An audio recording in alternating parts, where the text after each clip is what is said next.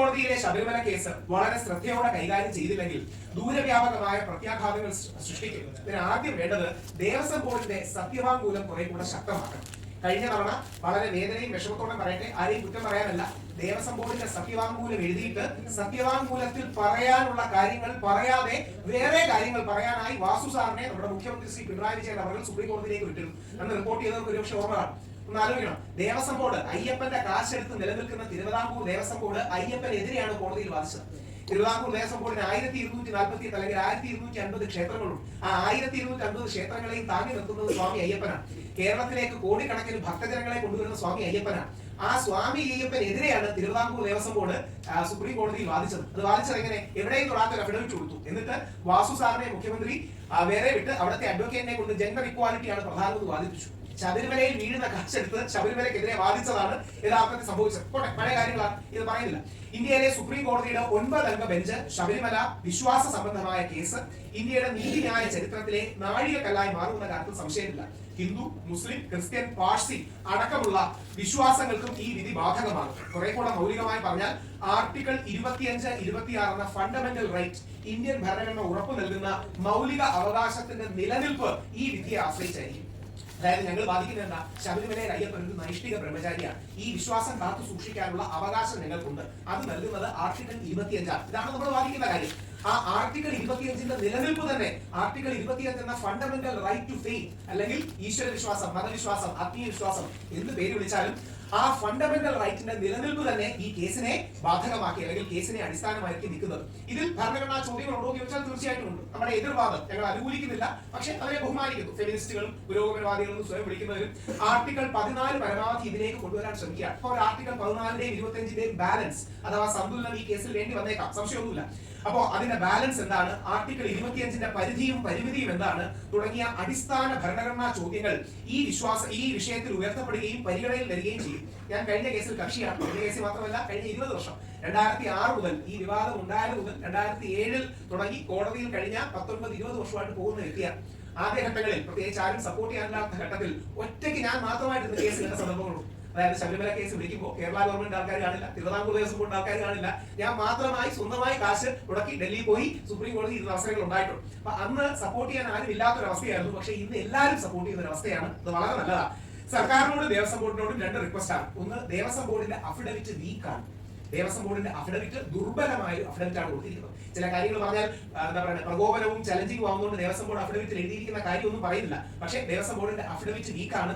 ശബരിമല ഹിന്ദു ക്ഷേത്രമാണോ എന്ന തർക്കം പോലും ഉണ്ടെന്ന് മുമ്പ് നമ്മുടെ മിനിസ്ട്രി ദേവസ്വം ബോർഡ് കൊടുത്ത അഫിഡവിറ്റിലൊക്കെ ഉണ്ട്. ഇതൊക്കെ വിവാദ വിഷയങ്ങളായിട്ട് ഞാൻ പറയുന്നില്ല. പക്ഷേ ശബരിമല എന്ന ഹിന്ദു ക്ഷേത്രത്തിന്റെ, ബഹുസ്വരതയുടെ ക്ഷേത്രത്തിന്റെ, വാവരും വെളുത്തയും അടക്കം മുസ്ലിം ക്രിസ്ത്യൻ ജനവിഭാഗങ്ങളെ ഉൾക്കൊള്ളുന്ന ഹിന്ദു ക്ഷേത്രത്തിന്റെ അടിസ്ഥാന സ്വഭാവം നൈഷ്ഠിക ബ്രഹ്മചര്യമാണ്, എറ്റേണൽ സെലിബേറ്റ് ആണ് എന്ന വസ്തുത വളരെ ശക്തമായിട്ടുണ്ട്. ഈ സത്യം തിരിച്ചറിഞ്ഞ് ദേവസ്വം ബോർഡിന്റെ സത്യവാങ്മൂലം ശക്തമാക്കേണ്ട ആവശ്യമുണ്ട്. കേരള സർക്കാരിനോട് അഭ്യർത്ഥിക്കാനുള്ളത് കുറെ കൂടെ ശക്തമായ സത്യവാങ്മൂലം സമർപ്പിക്കണമെന്നാണ്. അത് ഹിന്ദു വോട്ടുകൾക്ക് വേണ്ടിയോ NSSനെ ഭയന്നോ പ്രക്ഷോഭങ്ങൾ ഭയന്നോ ആകരുത്. പകരം ശബരിമലയുടെ ഭാഗത്താണ് ന്യായം എന്ന തിരിച്ചറിവ് കാരണമാകണം. ഇത് പത്രക്കാരോട് ഞാൻ അഭ്യർത്ഥിക്കാനുള്ളത്, നിങ്ങൾ ഒരു നിമിഷം ഒന്ന് ആലോചിച്ചു നോക്കൂ. ശബരിമലയിൽ എവിടെയാണ് സ്ത്രീ വിവേചനം? ഓരോ വർഷവും 10,000-കണക്കിന് സ്ത്രീകളാണ്, ലക്ഷക്കണക്കിന് സ്ത്രീകളാണ് ശബരിമലയിൽ വരുന്നത്. ശബരിമലയിൽ എന്ത് സ്ത്രീ വിവേചനമുള്ളത്? ശബരിമലയിൽ ഉള്ളത് ഒരു പ്രായ നിയന്ത്രണമാണ്. അതിനോട് നിങ്ങൾക്ക് യോജിക്കാം, വിയോജിക്കാം. ഇപ്പൊ നിങ്ങൾ പുരോഗമനവാദിയാണ്, നിങ്ങൾ ലെഫ്റ്റിസ്റ്റ് ആണ്, അല്ലെങ്കിൽ ഫെമിനിസ്റ്റ് ആണെങ്കിൽ നിങ്ങൾക്ക് വിയോജിക്കാം, നമുക്ക് യാതൊരു എതിർപ്പില്ലത്. പക്ഷേ ശബരിമലയിൽ എവിടെയാണ് സ്ത്രീ വിവേചനം? അതുകൊണ്ടാണ് ശബരിമലയിൽ നിന്ന് എടുത്ത ഫോട്ടോ തന്നെ 2ാമത്തെ പേജിൽ കൊടുത്തിരിക്കുന്നത്. ഈ പ്രക്ഷോഭത്തിൽ ആദ്യം മനസ്സിലാകുന്നത് എന്റെ മുത്തശ്ശി ദേവകി എന്നതിനാണ്. ശബരിമലയെ അറസ്റ്റ് ചെയ്തത്. 2ാമത് മനസ്സിലാകുന്നത് എന്റെ അമ്മ മല്ലികാർജുന പൂജയാണ്. 3ാമത് പ്രയാർ ഗോപാലകൃഷ്ണൻ സാറും 4ാമത് ഞാനുമാണ്. മുത്തശ്ശി ജീവിച്ചിരിക്കുന്നില്ല, പ്രയാർ ഗോപാലകൃഷ്ണൻ സാർ ജീവിച്ചിട്ടില്ല. ഞങ്ങളെല്ലാം ഞാൻ 3 തവണ ജയിലിൽ കിടന്നു, 10 ദിവസം ജയിലിൽ കിടന്നതാണ്. ഞങ്ങൾ ജയിലിൽ പട്ടി കിടന്നതാണ്, നിരാഹാരം കിടന്നതാണ്. ഇതിന്റെ വിഷയം എന്ന് പറഞ്ഞാൽ അർത്ഥസത്യങ്ങൾ പറഞ്ഞ് ഒരു ക്ഷേത്രത്തെ, വിശ്വാസത്തെ കേസ് തോപ്പിക്കാൻ ചില ആൾക്കാർ ശ്രമിച്ചു എന്നുള്ളതാണ് ഇതിന്റെ സത്യം. ഒന്ന് ആലോചിച്ച് നോക്കുക. ശബരിമലയിൽ 10,000-കണക്കിന് ലക്ഷക്കണക്കിന് സ്ത്രീകൾ വരുമ്പോൾ സ്ത്രീ വിവേചനം ഉണ്ട് എന്ന് പറഞ്ഞാണ് കേസ് വിളിക്കുന്നത്. നേരെ തിരിച്ച് ശബരിമലയിലെ പ്രായ വിവേചനം എന്നാണ് ഈ കേസ് വിളിക്കുന്നെങ്കിൽ കേസ് തീർന്നു. അതുകൊണ്ടാണ് അവരങ്ങനെ വിളിക്കാത്തത്. ശബരിമലയിൽ ഒരു പ്രായ വിവേചനം, അതായത് പ്രായത്തിന്റെ വ്യത്യാസം, 10 മുതൽ 50 വയസ്സ് വരെയുള്ള യൗവനയുക്തങ്ങളായ സ്ത്രീകൾ കയറാൻ പാടില്ല. ഇതാണ് ശബരിമലയിലെ വിശ്വാസം. ഈ ആ വിശ്വാസത്തിന്റെ കാര്യം എന്താ? നൈഷ്ഠിക ബ്രഹ്മചാരിയാണ് അയ്യപ്പൻ എന്ന വിശ്വാസമാണ്. ഇത് വിശ്വസിക്കാതിരിക്കാനുള്ള എല്ലാ അവകാശവും നമ്മുടെ നാട്ടിലെ ആൾക്കാർക്കുണ്ട്. പക്ഷെ വിശ്വസിക്കുന്ന ഞങ്ങളെ പോലുള്ളവർക്ക് അത് പ്രാക്ടീസ് ചെയ്യാനുള്ള സ്ഥലമാണ് ശബരിമല. ഇത്രയുള്ള കാര്യം. ഇത് വിശ്വസിക്കാതിരിക്കാനുള്ള എല്ലാ അവകാശവും നമ്മുടെ നാട്ടിലെ ആൾക്കാർക്കുണ്ട്. അത് വിശ്വസിക്കുന്നവർക്ക് പ്രാക്ടീസ് ചെയ്യാനൊരു സ്ഥലം. അപ്പോ ശബരിമലയിൽ എല്ലാ വർഷവും 10,000-കണക്കിന് ലക്ഷക്കണക്കിന് സ്ത്രീകൾ വരുന്നു. ശബരിമല പ്രക്ഷോഭത്തിൽ ആദ്യം അറസ്റ്റ് ചെയ്യപ്പെട്ടത് എന്റെ മുത്തശ്ശി ദേവകി എന്ന ദിനമാണ്. സ്ത്രീകൾക്ക് ശബരിമലയിൽ യാതൊരു വിലക്കുമില്ല. യുവതികൾക്ക് ഒരു പ്രായ നിയന്ത്രണം മാത്രമാണുള്ളത്. അതിന്റെ കാരണം അവിടുത്തെ പ്രതിഷ്ഠാ സങ്കല്പം നൈഷ്ഠിക ബ്രഹ്മചാര്യം ആണെന്നുള്ളതാണ്. ഈ വിഷയങ്ങൾ മറച്ചുവെച്ച് പല കോണുകളിൽ നിന്ന് സ്വാർത്ഥ താല്പര്യങ്ങൾ, അജണ്ടകൾ അടിച്ചേൽപ്പിക്കാനുള്ള നീക്കമുണ്ടായി. അതാണ് 2018-2019 ശബരിമല മഹാപ്രക്ഷോഭമായി മാറിയത്. ഇന്ത്യയിലെ 12 സംസ്ഥാനങ്ങളിൽ 6ഓളം രാജ്യങ്ങളിൽ വിശ്വാസ പ്രക്ഷോഭങ്ങൾ, നാമജപ ഘോഷയാത്രകൾ നടന്നു. ഹിന്ദു വിശ്വാസികൾക്ക് വലിയ പിന്തുണയാണ് മുസ്ലിം ക്രിസ്ത്യൻ സഹോദര സമുദായങ്ങളിൽ നിന്ന് കിട്ടിയത്. അയ്യോ, ഞാൻ അന്ന് ഈ വലിയൂടെ പറഞ്ഞ് നിങ്ങളുടെ ചോദ്യങ്ങളിലേക്ക് എടുക്കാം. അന്ന് ഞാൻ പറഞ്ഞപ്പോ എനിക്ക് എന്ത് ഓർമ്മയുണ്ട്, നമ്മുടെ ചാനലിലെ പല സുഹൃത്തുക്കളുണ്ട്. ഞാനിപ്പോ ഒരു പ്രത്യേക ചാനൽ അധാരാവിനോട് ഇരുന്ന് വളരെ വൈകാരികമായി സംസാരിച്ച് ഞാൻ പറഞ്ഞു, എന്റെ നെഞ്ചിൽ ചവിട്ടിയ ശബരിമലയിൽ യുവതികൾ കയറും. അടുത്തൊരു ചാനലിൽ പോയപ്പോൾ ആ ചാനലുകാരനോട് പറഞ്ഞു, നമ്മുടെ ചാനലിൽ കൂടെ അത് പറയണേ.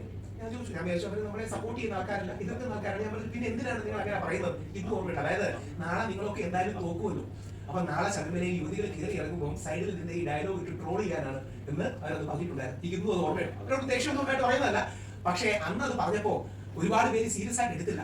സുപ്രീം കോടതിയിൽ 5 അംഗ ബെഞ്ചിന്റെ വിധിന്യായമല്ലേ, നിങ്ങൾ എന്തായാലും തോക്കുമെന്ന് വിചാരിച്ചു. നമ്മൾ വിശ്വാസികൾ ജയിച്ചതിന്റെ കാര്യം, ഞങ്ങൾ പറയുന്ന കാര്യങ്ങളിൽ സത്യമുള്ളതുകൊണ്ടാണ്. അതുകൊണ്ടാണ് നമ്മുടെ ക്യാമ്പയിന്റെ പേര് മണികണ്ഠ ടു മഹാത്മാ എന്നായിരുന്നു. മണികണ്ഠ സ്വാമി, അയ്യപ്പ സ്വാമി മുതൽ മഹാത്മാഗാന്ധി വരെ. ആ വിഷയത്തിൽ ഞങ്ങൾ ജയിച്ചതിന്റെ കാര്യം, ഇന്ന് നിലപാട് CPM അടക്കം വഹിച്ചതിന്റെ കാരണം ആദ്യം ഓർമ്മയാണ്. ഒരുപക്ഷെ മുതിർന്ന ആൾക്കാർക്ക് ഒരു രാഷ്ട്രീയ പാർട്ടിയെ സപ്പോർട്ട് ചെയ്യാനില്ലായിരുന്നു. പ്രമുഖ രാഷ്ട്രീയ പാർട്ടികളിലെ പല പ്രമുഖരും, പേര് പറയുന്നില്ല, ഇപ്പൊ അവർക്ക് ഓർക്കുമ്പോൾ വേദനയായിരിക്കും, അവരെല്ലാം ശബരിമല വിശ്വാസത്തെ ആദ്യം എതിർക്കുകയായിരുന്നു. അവരെല്ലാം പിന്നീട് നിലപാട് മാറ്റി ശബരിമലയെ അനുകൂലിച്ച് വരാൻ കാരണം ഞങ്ങൾ വിശ്വാസികൾ പറയുന്നതിൽ സത്യമുണ്ട് എന്നുള്ളത് കൊണ്ടാണ്. ആ സത്യത്തെ ഉയർത്തിപ്പിടിച്ചുകൊണ്ട് അന്നും ഇന്നും എന്നത്തെയും നിലപാട്, അയ്യപ്പ വിശ്വാസികളായ ഞങ്ങളുടെ നെഞ്ചിൽ ചവിട്ടി മാത്രമേ ശബരിമലയിൽ യുവതികൾ കയറൂ എന്നുള്ളതാണ്. അത് ഇന്നലത്തെയും ഇന്നത്തെയും നാളത്തെയും നിലപാടാണ്. ഇല്ലെങ്കിൽ രാത്രി ഇരുട്ടിന്റെ പറവിൽ ട്രാൻസ്ജെൻഡേഴ്സ് ആണെന്ന് പറഞ്ഞ് ഒളിച്ചു കിടത്തുകയാണെങ്കിൽ ശരിയാണ്. അങ്ങനെ പറ്റിക്കാനും പുറകിൽ നിന്ന് കുത്താനും ആണെങ്കിൽ സംശയമൊന്നുമില്ല, അത് തീർച്ചയായിട്ടും ഗവൺമെന്റ് ചെയ്യാൻ കഴിയും. ഞങ്ങളടക്കം ശബരിമലയ്ക്ക് 62 ദിവസം കാവലിൽ നിന്നതാണ്. ഞങ്ങളുടെ അടക്കം ആൾക്കാർ നിന്നപ്പോ രാത്രി പോലീസുകാർ 2 പേരെ കനകാദുർഗയും ബിന്ദു അമ്മണിയും കൊണ്ടുപോകും. അവിടുത്തെ ആൾക്കാർ ചോദിച്ചു, ദൂരെ സ്ത്രീകളാണെന്ന് തോന്നി. അപ്പം സാറേ സ്ത്രീകൾ അല്ലേ ചോദിച്ചു, അല്ലല്ല ഇവര് ട്രാൻസ്ജെൻഡേഴ്സ് ആണ്, ട്രാൻസ്ജെൻഡേഴ്സിന്റെ കാര്യത്തിൽ കോടതികളൊന്നും പറഞ്ഞിട്ടില്ലെന്ന് പറഞ്ഞാണ് രാത്രിയിൽ അകത്ത് കയറ്റിയത്. അങ്ങനെ അവരെ ചെയ്ത ആൾക്കാരും അവരോട് ദേഷ്യമൊന്നുമില്ല. ഇപ്പോഴത്തെ DIG ആയ ഹരിശങ്കർ സാറാണ് ചെയ്തതെന്നാണ് പറയപ്പെടുന്നത്. നമ്മുടെ ശങ്കർദാസ് സാറിന്റെ മകനാണ് ചെയ്തതെന്നാണ് പറയപ്പെടുന്നത്. അദ്ദേഹത്തോട് ദേഷ്യമൊന്നുമില്ല. ശങ്കർദാസ് സാറിനെ അറസ്റ്റ് ചെയ്തതെന്നാണ് ഞാൻ ഉറപ്പുകൊണ്ട് എല്ലാവരുടെയും ഇത്രയും പ്രായമായ മനുഷ്യനാണ്. നമ്മൾ ആരോടും പ്രതികാരം വെച്ച് ചെയ്യുന്നതല്ല, പക്ഷേ വിശ്വാസികളെ മനഃപൂർവ്വം ദ്രോഹിക്കാനുള്ള നിലപാടുകൾ അന്ന് എടുത്തിരുന്നു എന്നുള്ളത് സത്യമാണ്. CPM അതിന് രാഷ്ട്രീയപരമായി തിരിച്ചടി കിട്ടിയോണ്ടായിരിക്കണം CPM മാറിയത്. ഇന്ന് മാറ്റമില്ലാത്തത് മാറ്റത്തിന് മാത്രമാണെന്നൊക്കെ പറയുന്നത് സ്വാഗതാർഹമാണ്. പറഞ്ഞ് അവസാനിപ്പിക്കുമ്പോൾ ഏത് നിലപാടിലേക്ക് വരണമെന്ന് കൂടെ പറഞ്ഞ് അവസാനിപ്പിക്കാം. ശ്രീ കടകംപള്ളി സുരേന്ദ്രൻ എടുത്ത നിലപാടിലേക്ക് എത്തിയാൽ മതി. ശ്രീ കടകംപള്ളി CPMന്റെ മുതിർന്ന നേതാവാണ്. കടകംപള്ളി സുരേന്ദ്രൻ ഈ വിഷയം നടക്കുമ്പോൾ ദേവസ്വം മന്ത്രിയാണ്. ശ്രീ കടകംപള്ളി സുരേന്ദ്രൻ നല്ല സഖാവ്, നല്ല കമ്മ്യൂണിസ്റ്റുകാരനുമാണ്. ശ്രീ കടകംപള്ളി സുരേന്ദ്രൻ പറയുന്നത് ശബരിമലയിലെ സുപ്രീം കോടതി വിധിന്യായം തെറ്റാണ് എന്നാണ്.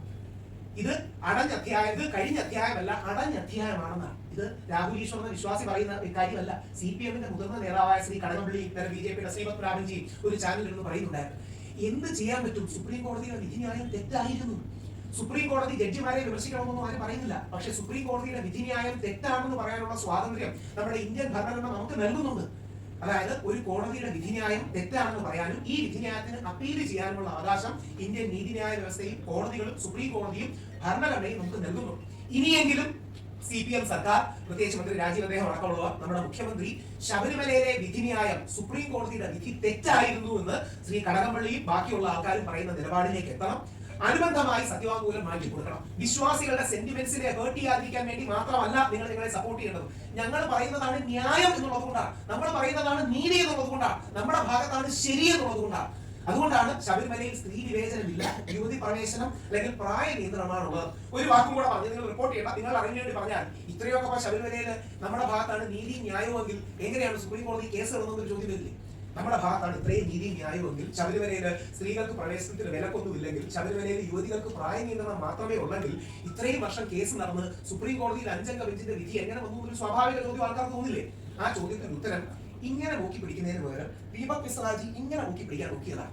അതായത് ഇങ്ങനെ പറയുന്നതിന് പകരം വളഞ്ഞ വഴി യൂണിഫോം സിവിൽ കോഡ് കൊണ്ടുവരാൻ ഒരു കളം ഒരുക്കാൻ വേണ്ടി ജസ്റ്റിസ് ദീപക് മിശ്ര എന്ന ഇന്ത്യയുടെ ചീഫ് ജസ്റ്റിസ് ആയിരുന്ന വ്യക്തി വളഞ്ഞ വഴിയിൽ നോക്കി പിടിച്ചതാണ്.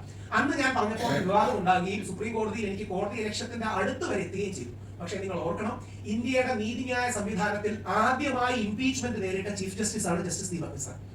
ഇന്ത്യയുടെ നീതിന്യായ സംവിധാനത്തിൽ നമ്മുടെ സുപ്രീം കോടതിയുടെ ചരിത്രത്തിൽ ആദ്യമായിട്ട് the only chief justice to face impeachment proceedings. അപ്പോ എത്രമാത്രം ഗൗരവമാണെന്ന് ആലോചിച്ച് നോക്കണം. ഇന്ത്യയുടെ സുപ്രീം കോടതിയിലെ ചീഫ് ജസ്റ്റിസിനെ ഇംപീച്ച് ചെയ്യാൻ 71 എംപിമാർ കൊടുക്കുകയും അവസാനം ഉപരാഷ്ട്രപതി ഇടപെട്ട് അദ്ദേഹത്തെ രക്ഷിച്ചെടുത്തു എന്നുള്ള മറ്റൊരു വിഷയം. അപ്പോ ആ വ്യക്തി ചില താല്പര്യങ്ങൾക്ക് വേണ്ടിയിട്ടോ അല്ലെങ്കിൽ മറ്റു ചില ഉദ്ദേശങ്ങൾ വെച്ചോ യൂണിഫോം സിവിൽ കോഡ് നടപ്പാക്കാനോ വളഞ്ഞ വഴി ചെയ്ത രാഹുൽ ഈശ്വറിനെ വിശ്വസിക്കേണ്ട. ജസ്റ്റിസ് കുര്യൻ ജോസഫ് ഇത് ഒരു പ്രമുഖ ചാനലിൽ ഈ ഇത്രയും പച്ചക്കല്ല പക്ഷേ വളരെ ഭംഗിയായിട്ട് പറയുന്നുണ്ട്. ജസ്റ്റിസ് കുര്യൻ ജോസഫ് എന്ന മലയാളിയായ സുപ്രീം കോടതി ജഡ്ജി ഈ ബെഞ്ചിലുണ്ടായിരുന്നു. അദ്ദേഹത്തെ കേസിന്റെ പകുതിയിൽ മാറ്റിയതാണ്. ഇതിൽ നടന്ന സത്യങ്ങളാണ് ഞാൻ പറയുന്നത്, ആൾക്കാരെ കൂട്ടിയതാണ് പറയുന്നത്. ജസ്റ്റിസ് കുര്യൻ ജോസഫ് എന്ന കേരളത്തിന്റെ അഭിമാനമായ സുപ്രീം കോടതിയിൽ ഏറ്റവും കൂടുതൽ വിധിന്യായം എഴുതുന്ന ജഡ്ജി ശബരിമലയ്ക്ക് അനുകൂലമായിരുന്നു എന്നുള്ളത് കൊണ്ട് ഒരു ദിവസം ഹിയറിംഗ് കഴിഞ്ഞ് അടുത്ത ദിവസം വന്നപ്പോൾ പുള്ളി ബെഞ്ചിലില്ല. നിങ്ങൾ ആലോചിച്ച് നോക്കണം. അതായത് ഒരു കോടതി കേസ് ഇട്ടുകൊണ്ടിരിക്കുകയാണ്, അടുത്ത ദിവസം ഒന്നും പുള്ളി ബെഞ്ചിലില്ല. ഇത് അദ്ദേഹം നമ്മുടെ ജോണി ലൂക്കാസ് സാറിനോടുള്ള ഇന്റർവ്യൂവിൽ അദ്ദേഹം പറയുന്നുണ്ട്, ഇതിന് കാലവും ഭാവിയും കണക്ക് പറയുന്നത്, അല്ലെങ്കിൽ കാലവും ഭാവിയും ചോദിക്കുമോ. ആ ചോദിച്ചതാണ് നമ്മൾ തെരുവുകളിൽ നാമജപ പ്രക്ഷോഭവുമായിട്ട് കണ്ടത്. അപ്പോ ചില അജണ്ടകൾ നടപ്പാക്കാനായി, പ്രത്യേകിച്ച് യൂണിഫോം സിവിൽ കോഡ് പോലുള്ള അജണ്ടകൾ നടപ്പാക്കാനായി വളഞ്ഞ വഴിയിലൂടെ ഹിന്ദു സ്ത്രീകൾക്ക് വേണ്ടി എന്തോ വലിയ ത്യാഗം ചെയ്തു, ഇനി മുസ്ലിം സ്ത്രീകളെ രക്ഷിക്കാൻ, ക്രിസ്ത്യൻ സ്ത്രീകളെ രക്ഷിക്കാനായിട്ട് യൂണിഫോം സിവിൽ കോഡ് കൊണ്ടുവരാം എന്ന ചില ആൾക്കാരുടെ, അല്ലെങ്കിൽ പ്രത്യേകിച്ച് അടക്കമുള്ളവരുടെ അജണ്ടകൾ പുഷ് ചെയ്യാനാണ് നോക്കിയത്. നിങ്ങൾ കൊടുക്കണേ കൊടുത്താൽ ഇതിനെ എഴുതണ്ട. പക്ഷേ പ്രധാനമായിട്ട് കൊടുക്കേണ്ട വിഷയം ശബരിമല വിധിന്യായത്തിൽ ദേവസ്വം ബോർഡ് അഫിഡവിറ്റ് ശക്തമാക്കണം, സർക്കാർ വിശ്വാസികൾക്ക് അനുകൂലമായ നിലപാടെടുക്കണം. എടുത്തില്ലെങ്കിൽ നമ്മൾ ജയിക്കും, അത് വരെ, പക്ഷേ എടുക്കണമെന്നുള്ളതാണ് അഭ്യർത്ഥന. കാരണം ദൂരവ്യാപകമായി ആർട്ടിക്കിൾ 25 എന്ന ഫണ്ടമെന്റൽ റൈറ്റിന്റെ നിലനിൽപ്പ്, നാളെ ഓരോ അമ്പലങ്ങളുടെയും നിലനിൽപ്പ് ഈ കേസ്, അല്ലെങ്കിൽ അമ്പലം മാത്രമല്ല, അമ്പലം, പള്ളി, വിഹാരം, ഗുരുദ്വാര, മോസ്ക് അടക്കമുള്ള കാര്യങ്ങൾ ഇതുമായി ബന്ധപ്പെട്ട് നിൽക്കും. ഒരു കോൺസെപ്റ്റ് കൂടെ പറഞ്ഞ് അവസാനിപ്പിക്കാം. ദൈവത്തെ ഓർത്ത് നിങ്ങൾ അറിഞ്ഞിരിക്കേണ്ടത്, അമ്പലം ഒരു പബ്ലിക് പ്ലേസ് അല്ല, പള്ളി ഒരു പബ്ലിക് പ്ലേസ് അല്ല. മുസ്ലിം പള്ളിയും ക്രിസ്ത്യൻ പള്ളിയും ബുദ്ധിസ്റ്റ് വിഹാരവും ജൂതന്മാരുടെ സിനഗോഗും സിഖുകാരുടെ ഗുരുദ്വാരയും പബ്ലിക് പ്ലേസ് അല്ല, അത് വിശ്വാസികളുടെ സ്ഥലമാണ്. അതായത് പബ്ലിക് പ്ലേസ് എന്ന് പറഞ്ഞാൽ ഒരു പബ്ലിക് പാർക്ക് പോലെയോ അല്ലെങ്കിൽ ടൂറിസ്റ്റ് സ്പോട്ട് പോലെയോ എവിടെയും എല്ലാവർക്കും നിയമങ്ങളോ ആചാരങ്ങളോ അനുഷ്ഠാനങ്ങളോ ഇല്ലാതെ ചെന്ന് കയറാൻ കഴിയുന്ന ഒരു സ്ഥലമല്ല. അമ്പലമല്ല, പള്ളിയല്ല, വിഹാരമല്ല. അതൊരു നമ്മുടെ അല്ലെങ്കിൽ ഹിന്ദു വിശ്വാസത്തിന്റെ ഭാഷയിൽ പറഞ്ഞാൽ it is the home of the deity. ദേവതയുടെ വീടാണ്, അയ്യപ്പന്റെ വീടാണ്, അല്ലെങ്കിൽ വിശ്വാസികളുടെ പ്രൈവറ്റ് സ്ഥലമാണ്, വിശ്വാസികളുടെ സ്വകാര്യ സ്ഥലമാണ്, വിശ്വസിക്കുന്നവരുടെ സ്വകാര്യ സ്ഥലമാണ്. അതിലേക്ക് നുഴഞ്ഞു കയറാനാണ് പല ആൾക്കാരും ശ്രമിച്ചത്. ആ സങ്കല്പങ്ങളെ ദുർബലപ്പെടുത്താനാണ് ശ്രമിച്ചത്. അപ്പം ചിലർക്കെങ്കിലും നിങ്ങളുടെ മനസ്സിലൊരു ചോദ്യം ഉണ്ടാവും, ഈ പണ്ട് ജാതീയത ഉണ്ടായിരുന്നില്ലേ, പണ്ട് ഉച്ചനീചത്വങ്ങൾ ഉണ്ടായിരുന്നില്ലേ? വളരെ ശരിയാണ്, ഉണ്ടായിരുന്നു. പക്ഷെ ശബരിമലയിൽ ഇല്ലായിരുന്നു എന്ന് 1991 കേസിൽ ഹൈക്കോടതി രേഖപ്പെടുത്തിയിട്ടുണ്ട്. ഓർക്കുക, കേരള ഹൈക്കോടതി 1991 എസ് മഹേന്ദ്രൻ വേഴ്സസ് ട്രാവൻകൂർ ദേവസ്വം ബോർഡിൽ കേരള ഹൈക്കോടതി എടുത്തെഴുതുന്നുണ്ട്, ചരിത്രത്തിൽ ഒരു കാലത്തും ശബരിമലയിൽ ജാതീയമായ ഉച്ചനീചത്വങ്ങൾ ഇല്ലായിരുന്നു, വർഗീയത ഇല്ലായിരുന്നു, എല്ലാ വിഭാഗങ്ങളെയും ചേർത്ത് നിർത്തിയിരുന്നതാണ്. പാവരും വെളുത്തയും ഉണ്ട്, എല്ലാ ജാതി വിഭാഗങ്ങളും ഉണ്ട്. ഇത് ഹൈക്കോടതിയുടെ ഫൈറ്റിംഗ് ആയി ഹൈക്കോടതി വിധിന്യായത്തിൽ എഴുതി വെച്ചിരിക്കുന്നതാണ്. അപ്പോ ശബരിമലയെ ബാക്കിയുള്ള വിഷയങ്ങളുമായി ബന്ധപ്പെടുത്തി ഈ കേസിനെ ദുർബലപ്പെടുത്താൻ പലരും ശ്രമിക്കുന്നുണ്ട്.